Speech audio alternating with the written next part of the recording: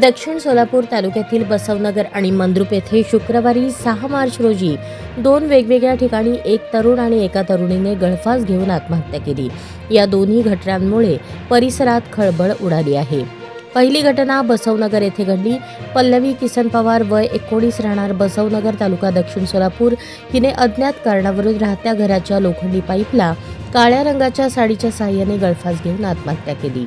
मिळालेल्या माहितीनुसार पल्लवीचे वडील किसन लालसिंग पवार हे रिक्षा चालक असून शुक्रवारी सकाळी 8:30च्या सुमारास ते रिक्षा घेऊन बसवनगर येथील रिक्षा स्टॉपवर गेले होते।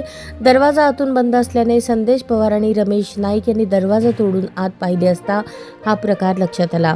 तिला ग्रामीण रुग्णालय मंद्रुप येथे नेण्यात आले, मात्र डॉक्टरांनी तपासणी करून उपचारापूर्वीच मृत झाल्याचे सांगितले। दुसरी घटना मंद्रुप येथील सकलेश्वर गल्ली परिसरात घडली। अभिजित सिद्धरामप्पा मेंढगुदले वय 25 राहणार मंद्रुप या तरुणाने घराच्या गच्चीवरील खोलीत पंख्याला नायलॉनच्या दोरीने गळफास घेऊन आत्महत्या केली। याबाबत मिळालेल्या माहितीनुसार अभिजितचा मंद्रुप येथे मोटरसायकल शोरूमचा व्यवसाय होता। गुरुवारी रात्री कुटुंबीय झोपी गेले होते। पहाटे 5च्या सुमारास त्याचा भाऊ सुमित मेंढगुदले जागा झाल्यावर अभिजित खोलीत नसल्याचे लक्षात आले। शेजारच्या खोलीत पाहिले असता अभिजितने पंख्याला नायलॉनच्या दोरीने गळफास घेतलेल्या अवस्थेत आढळून आला।